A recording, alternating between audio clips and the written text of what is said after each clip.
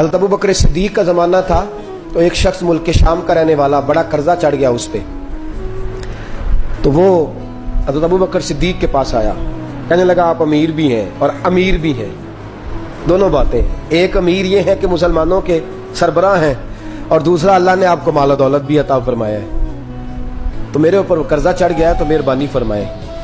وہ کہتا ہے حضرت صدیق اکبر نے میرا ہاتھ پکڑا، گھر کے اندر لے گئے، باہر سے دروازہ بڑا اعلیٰ تھا لیکن گھر کے اندر گیا تو چارپائی بھی کوئی نہیں تھی، کھجور کی چٹائیاں بچھی ہوئی تھی، کھجور کی چھال کی، اور وہ بھی پھٹی ہوئی۔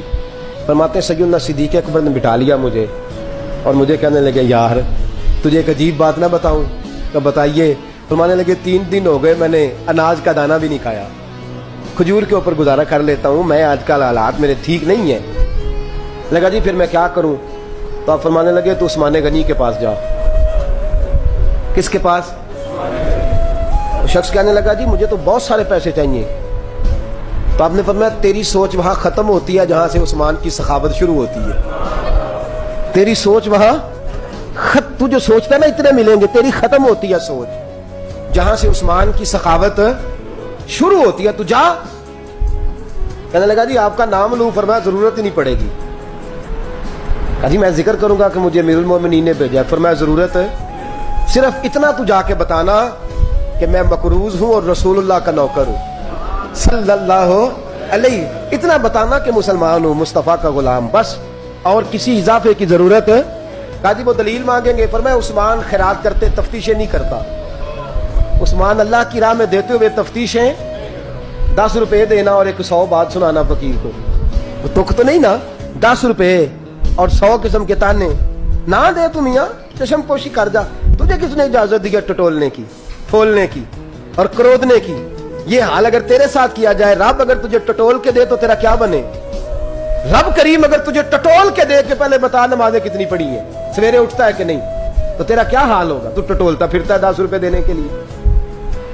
حضرت عثمان غنی کی عادت نہیں، وہ شخص کہتا ہے میں چلا گیا، پوچھتا پچھاتا دروازے پہ پہنچا، دروازے پہ دستک دی تو حضرت عثمان غنی کے اندر سے بولنے کی آواز ہے، اپنے بچوں کو ڈانٹ رہے ہیں، کہتے ہیں یار تم لوگ شہد کے اندر، دودھ کے اندر شہد ملا کے پیتے ہو، خرچہ تھوڑا کم کرو، اتنا خرچہ تم نے بڑھا دیا ہے، تم دودھ کے اندر دودھ بھی میٹھا شہد بھی میٹھا، ایک چیز کھا لو، کو بیمار ہو، 2 چیزیں استعمال کرتے ہو۔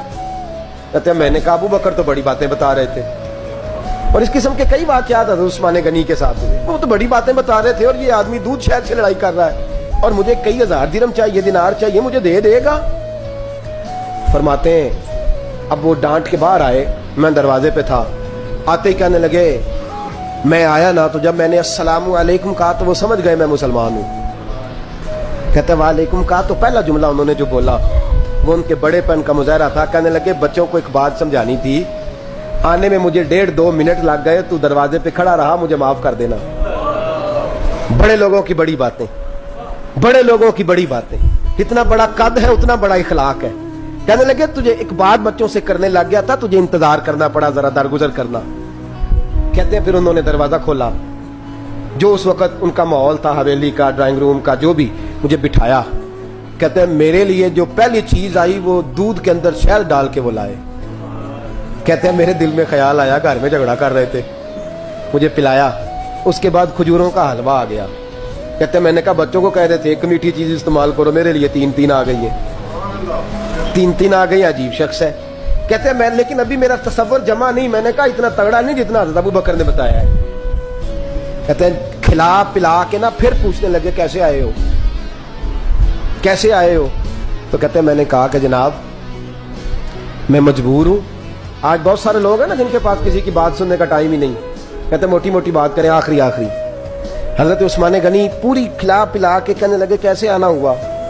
کہتے میں نے کہا جی میں مسلمان ہوں، ملک کے شام کے مضافات کے ایک گاؤں کا رہنے والا ہوں، کچھ کاروباری مشکلات آئیں تو میں مقروض ہو گیا، میرے اوپر قرضہ ہے، مجھے کچھ پیسوں کی حاجت ہے۔ فرمانے لگے میں نے کچھ پیسے کہا، انہوں نے ایک آواز دی تو ان کا غلام آیا ایک اونٹ کے اوپر لدا ہوا سامان لے کے۔ کس کے اوپر؟ اونٹ کے اوپر۔ کہتا ہے مجھے 3000 اشرفیوں کی ضرورت تھی، میں نے بتایا نہیں 3000 چاہیے۔ اونٹ آیا تو حضرت عثمان غنی کہنے لگے اس اونٹ پر तेरे लिए, तेरे घर वालों के लिए मैंने कपड़े भी रखवा दिए, खाना भी रखवा दिया और 6000 अशरफियां भी रखवा दिए। तू पैदल आया है तो अब ऊंट लेके जा। कहते मैंने कहा हुजूर ऊंट वापस कौन करने आएगा? कहने लगे वापस करने के लिए दिया ही नहीं तो तोहफा है, तू ले जा।